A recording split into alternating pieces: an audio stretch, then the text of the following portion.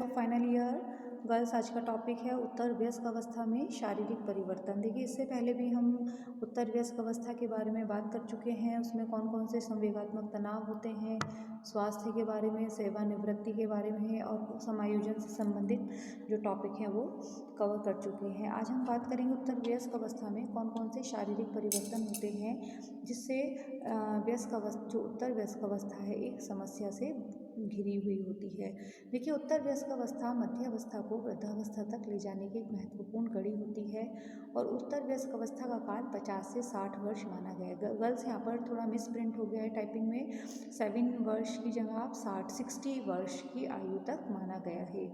वर्तमान समय में जीवन शैली तेजी से बदल रही है जिसके कारण मनुष्य की आयु बढ़ती जा रही है। इसलिए उत्तर वयस्क अवस्था की आयु का अधिकांश भाग तो वृद्धावस्था सा प्रतीत होता है।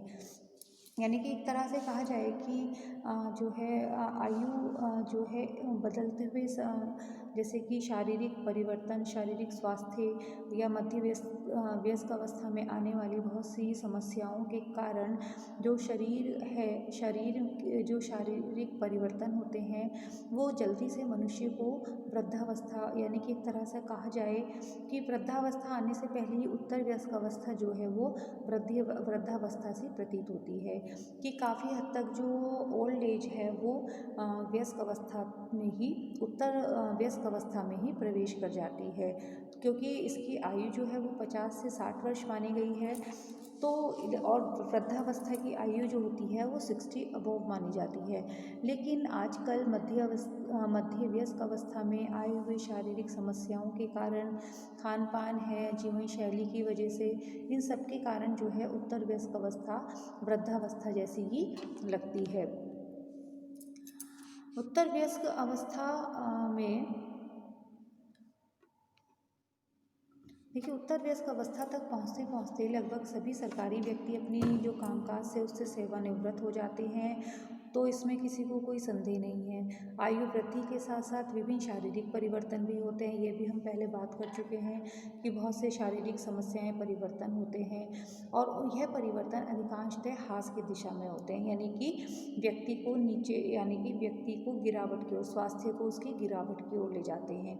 लेकिन व्यक्तिगत अंतर इतने बड़े होते हैं कि एक ही आयु के दो व्यक्तियों की ह्रास की अवस्था अनिवार्य रूप से एक नहीं होती। यानी कि ये भी नहीं कह सकते कि सभी व्यक्ति जो हैं वो ह्रास की दिशा में जाएं।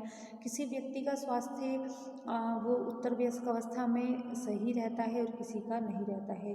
तो ये सब अपनी अपनी व्यक्तिगत भिन्नता के ऊपर निर्भर करता है। ये आवश्यक नहीं है कि कालिक आयु वही है जो शारीरिक आयु है। एक तरह से कहा जाए कि कभी कभी अक्सर ऐसा देखा जाता है कि कोई जो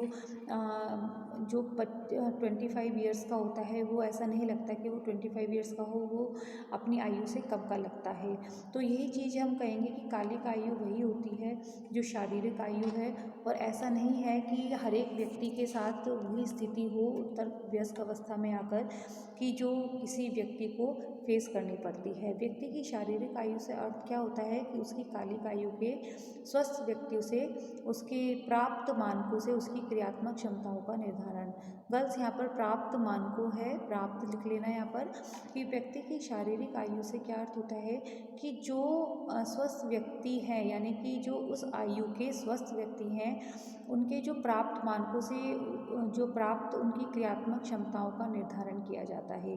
तब जो है वो तुलना करके तब निकाला जाता है कि इस व्यक्ति की शारीरिक आयु। इसके अतिरिक्त एक ही व्यक्ति के अंदर विभिन्न अवयवों के विकास की गति भी भिन्न भिन्न होती है। एक व्यक्तिक भिन्नता, उदाहरण के लिए जैसे कि जनन अंगों का विकास जो है अन्य अंगों की अपेक्षा जल्दी होता है, यानी कि जब किशोरावस्था में जनन अंगों का विकास होता है तो उसी प्रौढ़ावस्था, उत्तर प्रौढ़ावस्था में व्यक्ति के सारे अंगों का ह्रास नहीं हो पाता है। जैसे कि उदाहरण के, जैसे कि अभी हमने बताया कि जनन अंगों का विकास अन्य अंगों की अपेक्षा अधिक जल्दी होता है किशोरावस्था में।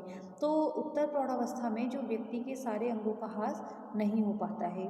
ठीक है, यानी कि एक तरह से अगर हम डिफरेंस देखें कि जनन अंगों का विकास तो अधिक जल्दी होता है लेकिन ह्रास उतनी जल्दी से नहीं हो पाता है।